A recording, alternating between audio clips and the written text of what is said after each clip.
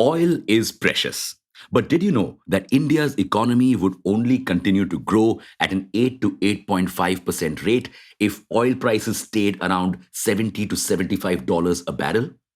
We aren't saying this. The recently concluded economic survey is. But prices won't go down if the imports that currently stand at 85% of the oil we need won't go down. And here lies our biggest problem. Curtailing our imports is difficult because our oil production is severely declining. This month, it reached a 28-year low of 28.4 million tons, roughly 3,817,204 barrels of oil. But why is our oil output declining when the world's output is rising? Welcome back to Revolution Read On, a daily podcast where we break down one story from the world of business and finance. Click on the subscribe button to never miss an update from us. Here's your story for today.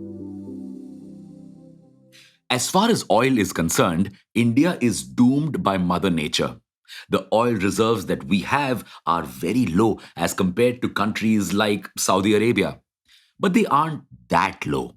We have reserves worth 4,728,790,000 barrels, much higher than that of several developed countries like the UK.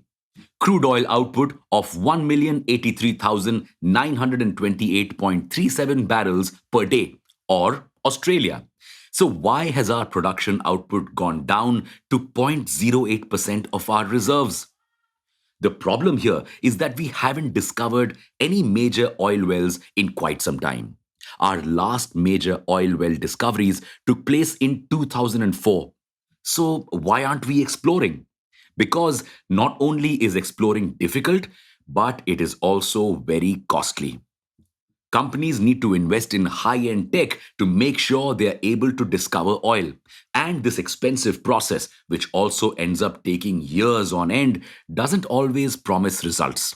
So, most private companies do not invest much in oil exploration.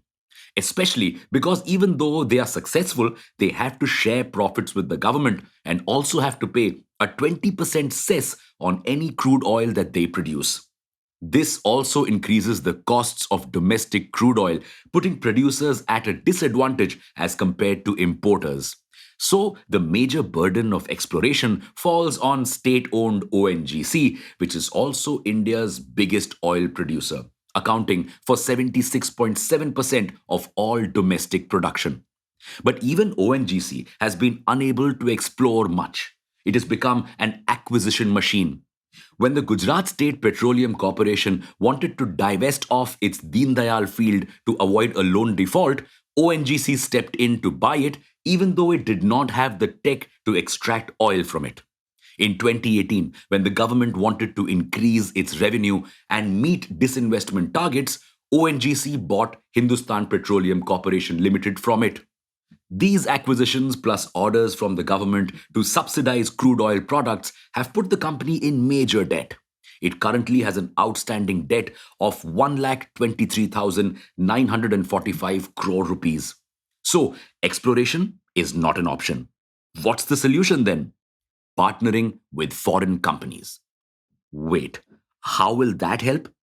Many foreign companies have developed tech that has made exploration much easier and faster. That's how Kane was able to find an oil field in Rajasthan where even ONGC and other companies could not. But because of an internal reorganization, India demanded retrospective taxes worth 10,200 crore rupees from the company. And when it refused, the government seized dividends and withheld tax refunds. It has since returned these refunds after a court sided with Cairn. Such mistreatment could have alienated further foreign participation in India.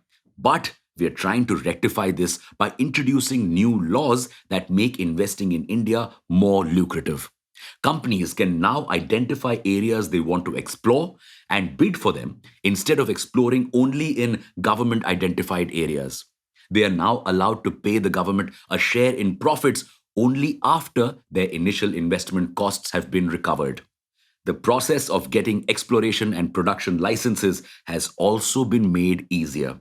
Also, to make sure development of fields continues despite ONGC's debt and its slow approach, the government is also privatizing some ONGC owned fields that are lying unused. After these new rules, some private players have shown an interest in oil exploration. Vedanta pledged $4 billion dollars towards oil exploration this year. However, given the fact that we have limited resources and a lot of our oil wells are drying up, maybe we should look to exploring alternatives to crude oil, like sustainable biofuel made from algae and microbes. This could help us reduce import dependence until we can go fully green. Well, that's your story for today. Thanks for listening in. Make sure to follow this podcast if you aren't already. We'll be back tomorrow.